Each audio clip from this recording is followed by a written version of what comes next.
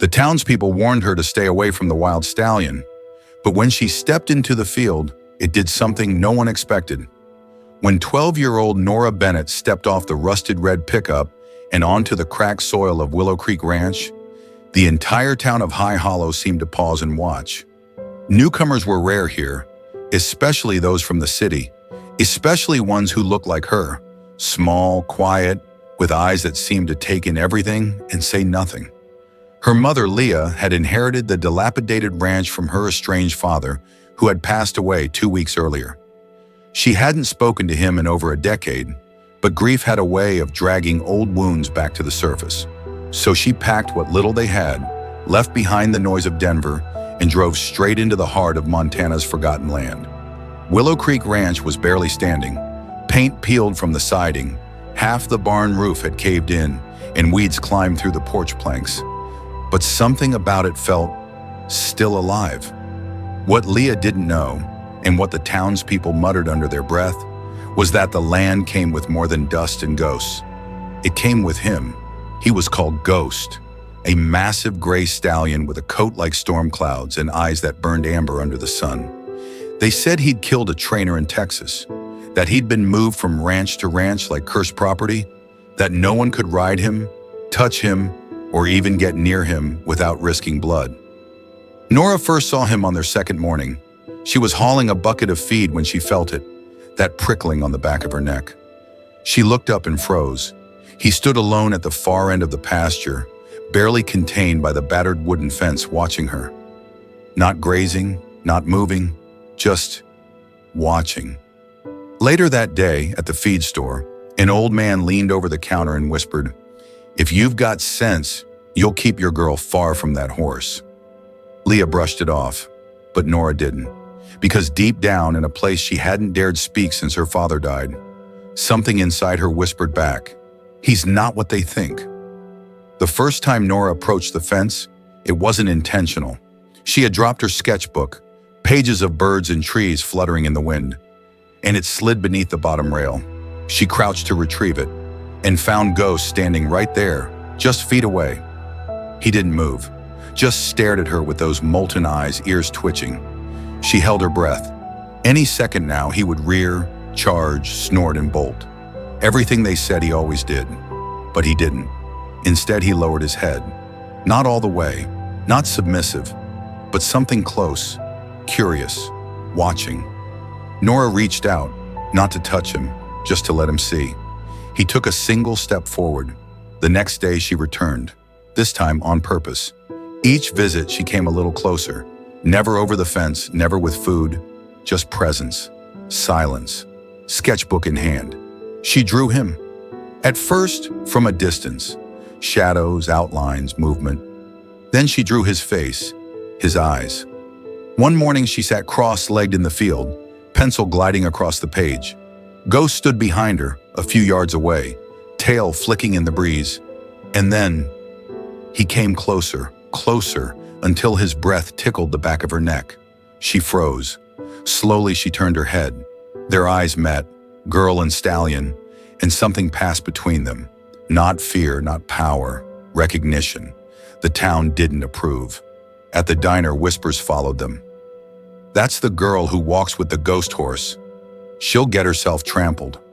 She doesn't belong here." Even Leah grew uneasy. "I don't like you near that animal," she said one evening, watching Nora rinse dishes. "He's dangerous." But Nora couldn't stay away, not because of rebellion, because she knew, just knew, that the horse was calling her in a way no one else could hear. Then came the day of the storm. Thunder growled across the valley. Lightning cracked trees in half. The wind screamed through the barn. In the chaos, a fence post snapped. Ghost was gone. Panic swept through town. Men mounted trucks and horses, rifles slung over their backs. "Big animal like that gets spooked. Someone's gonna get hurt." Nora waited until nightfall. She didn't ask permission. She just slipped on her boots, grabbed her flashlight, and headed toward the woods beyond the pasture. She didn't call his name. Ghost wouldn't respond to a human word. Instead, she listened. The forest was quiet, heavy. Then she saw it, a flash of gray between the trees. She followed. There, in a clearing torn by lightning, stood Ghost, his leg caught in a loop of barbed wire, blood streaking his side. He didn't run. He didn't fight. He looked at her. Nora dropped to her knees and began to work. Fingers trembling, she untangled the wire, whispering nonsense, soothing sounds, whatever came to mind. When the last piece of wire fell away, Ghost exhaled deeply and slowly, painfully, bowed his head. Not out of pain, out of trust. That was the night the legend changed. But it didn't happen all at once. Ghost didn't suddenly become Tame, and Nora didn't become some mythical horse whisperer overnight. What happened was slower, stranger, real. The next morning, Nora didn't go to school. Leah had called the principal, her voice low and uncertain. She found the horse last night. She was up all night caring for him. I think she needs one more day. The woman on the other end didn't argue. Everyone had heard by now. When Nora stepped outside at dawn, the grass still wet from the storm, Ghost was already there, standing just beyond the broken fence line, one leg stiff from the injury, his mane tangled and heavy with dew. He didn't bolt. He waited. Nora approached slowly, her boots sinking into the soft earth. She paused a few feet away. Ghost didn't move. Then, carefully, like it had been rehearsed 1,000 times, he dipped his head again. Lower this time, a deeper bow. And then, he exhaled. Nora stepped forward and placed her hand against his muzzle. Warm, solid, alive. Behind her, a creak. She turned. Leah stood at the edge of the porch, a cup of coffee in her hand, her expression unreadable. She didn't say a word, but she didn't stop her either. By the end of the week, word had spread beyond the town limits. People began showing up, first out of curiosity, then out of wonder. A wild stallion, thought untouchable, standing calmly beside a girl with big eyes and mud-streaked boots. Nora didn't talk much to the visitors. She didn't want attention. She just wanted time. Time with him. But something strange began happening. Other animals on the ranch, goats, an old blind dog, a skittish mule, began drifting toward Ghost whenever Nora was nearby. Like they felt something had shifted in the soil, as if the presence of this girl and this beast had stilled some unseen current in the land. One afternoon, Leah brought out a folding chair and sat near the paddock with a book. She wasn't reading it, though. She was watching. She noticed how Ghost followed Nora, not like a dog follows a master, but like a shadow follows the light. She noticed how the girl smiled now, not often but differently, like the smile didn't come from her face, but from somewhere deeper. At school, things changed too. A boy named Henry, known for his rough jokes and louder mouth, cornered Nora at her locker. "You think you're something special just 'cause the ghost horse didn't kill you?" Nora didn't answer. She didn't need to. Because later that day, during free reading period, Henry pulled out a crumpled sketch of a horse. It looked like Ghost, if Ghost had been drawn by someone with two left hands. He slid it onto her desk and mumbled, "Is this right?" Nora looked at it, then nodded. From that day on, Henry stopped teasing her and started drawing with her instead. But the town still didn't fully trust the bond. The mayor made a call to the county. Animal control was notified. "An untrained animal of that size is a danger. If she slips up once..." A man from the state showed up in a Navy windbreaker with a clipboard and too many opinions. "I need to see the stallion." Leah refused at first, but when Nora heard, she stepped forward. "It's okay," she said. "He won't hurt him." They led the man to the pasture. Ghost stood under the oak, half asleep in the shade. The man clicked his tongue, approached slowly, carefully, like a bomb tech defusing a device. Ghost lifted his head and watched. Then, before anyone could say a word, he walked straight to Nora and stood beside her, shoulder to shoulder. The man wrote nothing for a full minute. Then, "You have something here. Something I can't explain. Just keep him away from roads and fences." He left without a warning or a ticket. Then came the accident. It was a Saturday afternoon. Tourists were taking photos at the edge of the property. One of them, a boy no older than Nora, climbed the fence despite the sign that said, "Do not enter." He didn't see the snake, but Ghost did. The stallion moved like lightning, cutting through the tall grass, placing himself between the boy and the rattler coiled near the rock. He didn't stomp it. didn't panic. Just stood there, still, towering, protective, until the boy's parents ran in, pale-faced and frantic. That's when the headline started. The wild horse that guards. The girl and the ghost, a bond beyond words. News crews came. So did skeptics. But no one could deny what they saw.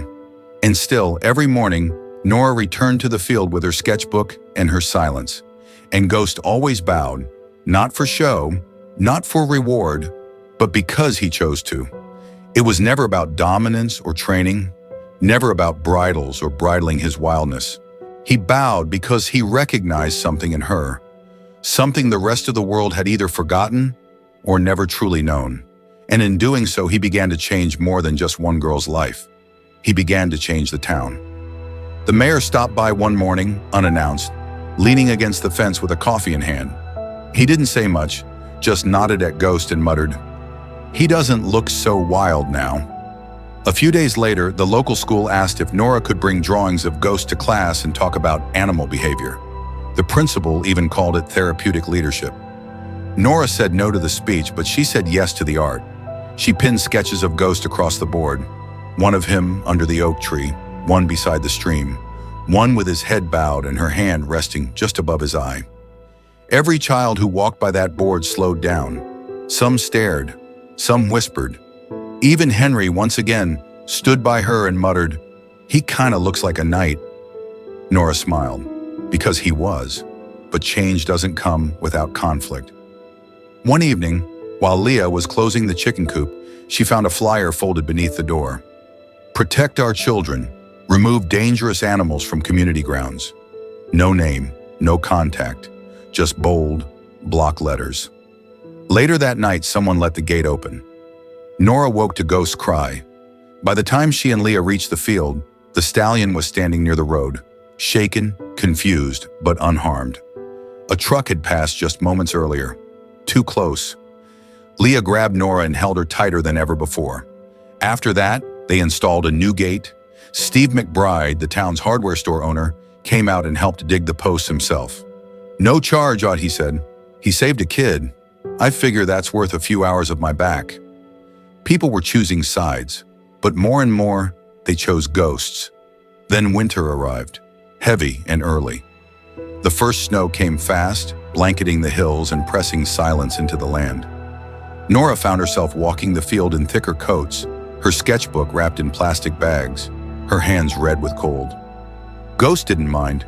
He seemed to like the snow, pawing at it like a child would at beach sand.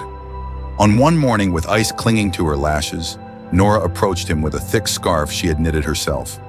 He didn't flinch when she looped it gently around his neck. Instead, he leaned forward and pressed his forehead to hers. Just for a second, but long enough for her heart to stop and restart, fuller. 1 week later, tragedy struck. A gas line explosion tore through the southern edge of High Hollow. 3 houses gone in seconds. Smoke clouded the sky for miles. Sirens wailed into the hills. Roads were closed. People screamed. And in the chaos, Nora heard it, just before the power cut out. A cry, not from the town, from the pasture. She grabbed her boots and coat and ran toward the smoke. What she saw made her stumble to a stop. Ghost was already at the edge of the fire line, snorting, pacing, then lunging past a police barrier. A child's voice screamed inside the wreckage. Without hesitation, Ghost charged into the smoke. People shouted, officers ran, but Ghost vanished behind the falling embers. Moments passed, then minutes. Then, he emerged, blackened with soot, limping slightly, but alive. And across his back, clinging desperately to his tangled mane, was a child, a little girl coughing and crying, arms wrapped tight around his neck. Nora collapsed in the snow, tears flooding her eyes as she saw him walking, wounded but proud, toward the people who had once called him dangerous. That was the moment the story became legend. That was the moment Ghost didn't just belong to Nora anymore. He belonged to all of them. Not because he changed who he was, but because they changed how they saw him. Before Ghost, High Hollow was a town that flinched at the unfamiliar. That labeled difference as danger. that mistook silence for weakness. But now something had shifted. It started subtly. The local baker, Mr. Phelps, who once grumbled about that cursed horse scaring customers, began leaving warm oat biscuits wrapped in brown paper near the ranch gate every Sunday morning. No note, no explanation, just a quiet gesture. Then came Miss Carter, the retired art teacher, who offered to help Nora display her sketches at the town library. They made a small exhibit, The Soul of a Horse, featuring portraits of ghosts drawn from every season, under autumn leaves beside winter snowdrifts, silhouetted in spring fog. Visitors came, children stared, adults lingered longer than they admitted, and soon other kids started asking to visit the ranch. Not just to see Ghost, but to be near him, to sit in the grass like Nora did, to listen, to feel something they couldn't name. One of them was Leo, a 7-year-old boy who hadn't spoken since his older brother died 2 years earlier in a river accident. Therapists had tried everything. Nothing worked, until the day Leo sat across the fence from Ghost. The stallion did what no human could. He walked forward slowly, lowered his great head, and breathed, just once, soft and steady, and Leo, with eyes wide and unblinking, whispered a word so quiet it only reached his mother's ears. Horse. She dropped to her knees in tears.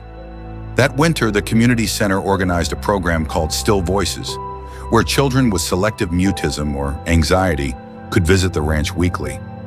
Leah was hesitant at first. She didn't want Nora to be overwhelmed. But Nora said yes.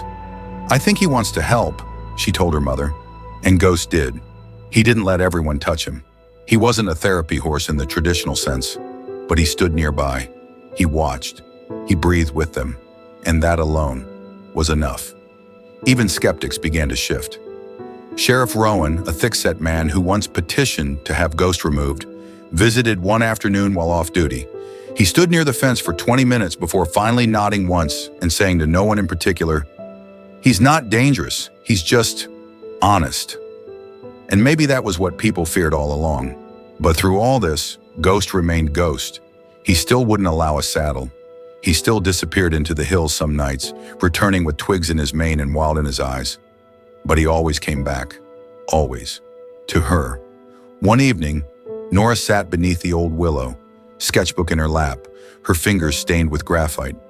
Ghost stood beside her, his shadow long in the setting sun. She looked up at him and whispered, "Do you think they see it now?" Ghost didn't answer, of course, but he lowered his head and brushed his muzzle against her shoulder, an answer more real than any words. That night, the wind howled through the valley, but Nora slept soundly for the first time in months, because she knew. She wasn't the girl who saved the horse. She was the girl the horse chose to trust. And somehow, the town began to trust her too. Not through words. Nora rarely spoke more than a few sentences in public, but through the way people watched her move through the field with Ghost trailing behind her like mist, never tethered, never commanded. She had no badge, no title, no speeches to offer. And yet, when the community faced uncertainty, whether it was an injured animal, a frightened child, or even something as small as an argument between neighbors, someone always ended up saying, maybe Nora would know what to do. It surprised Leah how often people came to the door now, a teacher asking if Nora could help with a nervous rescue dog at school, a father wondering if his son, withdrawn since a divorce, could spend an hour near Ghost, a councilwoman asking if Nora would join the planning board for the annual fall fair. Leah had once feared her daughter was slipping further into silence, into solitude. Now she saw that Nora had built a world that spoke in quieter ways, a world where trust didn't require noise, just presence. One foggy morning, Ghost didn't meet her by the willow. Nora waited, called softly, not his name, but the whistle she had used since that first week. Nothing. She walked the field, heart tight. Then through the mist, she saw a figure. Ghost was standing near the edge of the property, beside the broken remains of a wire fence from decades past. But he wasn't alone. A mare. Slim, dappled, her ears twitching nervously. Ghost stood between her and the fence, as if guarding her, as if introducing her. Nora stood still, didn't move, Slowly, Ghost turned to her and lowered his head. It wasn't the same deep bow as always. This one was different. Invitation, respect. He was asking, can she be part of this too? Nora nodded. It took weeks for the mare to get close, but eventually she did. She didn't bow, didn't trust easily, but Nora understood. Trust took time, just like it had with Ghost. And so the herd began, not in numbers, but in spirit. Ghost had been alone for so long, feared, misread, displaced, but now there was space for others. Soon an older gelding was brought in from a nearby shelter, skittish, scarred, declared untrainable by his former owners. Nora stood beside him for 2 hours in the rain, without touching him once. By nightfall, he was asleep near Ghost. People began calling the land the quiet field. Children came not to ride horses, but to sit beside them, to draw, to breathe. And something shifted in the town again. It wasn't just a story anymore. It was a sanctuary. Still, not everyone understood. Some wanted media coverage. Let's bring in a film crew. Make a documentary. Nora refused. Ghost wasn't a symbol to be packaged. He was real, raw, alive, and she wanted to protect that. When reporters came anyway, camping outside the gates, Ghost didn't go near them. He stayed deep in the hills for days. When they left, he returned. That was enough proof for Nora. Some bonds are meant to be witnessed, not marketed. By early spring, the willow tree bloomed. Nora sat beneath it, now often joined by others. She never chased them away, but her sketchbook stayed open in her lap, always returning to one subject: Ghost. She had drawn him hundreds of times. Eyes, hooves, shadows, scars. But she could never quite capture the way he moved, the stillness in him, the choice he made every morning to stay. Because that's what Ghost was. Not a beast tamed by force, not a story written by humans. He was a choice made over and over. A quiet yes, a constant return. The day of the storm started without warning. It was early summer, too early for thunder, but the clouds rolled in fast, like something ancient waking from sleep. Nora had just finished feeding the horses when the first crack of lightning split the sky. The air turned thick, sharp. She reached for Ghost's halter, but he was already tense, ears forward, body locked, staring toward the ridge. Something was wrong. And then from beyond the field came the scream, a child's. Not from the ranch, but from the wooded trail just past the south fence. Nora didn't hesitate. She ran, through mud, through rising wind, her breath caught in her throat. At the edge of the woods, she found a girl, no more than 8, trapped beneath a fallen branch, her leg pinned, eyes wide with terror, as thunder shook the earth. The wind howled louder, trees creaked, the storm was turning violent. Nora dropped to her knees and tried lifting the branch. It was heavy, wet, slippery. The girl cried harder.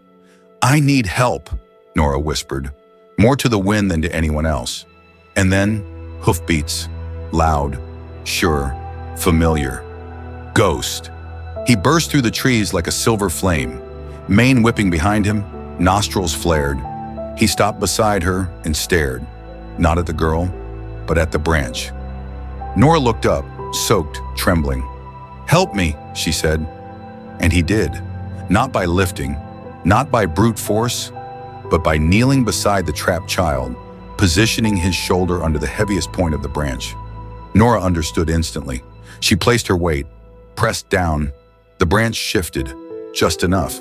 She pulled the girl free. They collapsed together in the mud as Ghost stood back up, exhaling heavily, his flanks heaving. The storm broke wide open above them, but none of them moved. The girl clung to Nora. Ghost stood guard. When the search party arrived, flashlights bouncing through the trees, the scene they found was burned into their memories forever. A soaked girl cradling another in her arms. A wild stallion standing over them, silent, watchful, real. The mayor came to the ranch the next day. So did the sheriff, the school principal, and nearly half the town. No cameras, no interviews, just hands, bringing lumber, hay, fencing, paint. They rebuilt the barn that summer, not just for Ghost, for what he represented. They made a plaque, simple, wooden, placed beneath the willow tree. It read, "He bowed only for her, but in doing so, he raised us all." Ghost lived many years after that. He never wore a saddle, never left the land again. And every morning, even when his joints stiffened and his coat turned pale with age, he met Nora at the fence and bowed. Not from habit, but because he still chose to.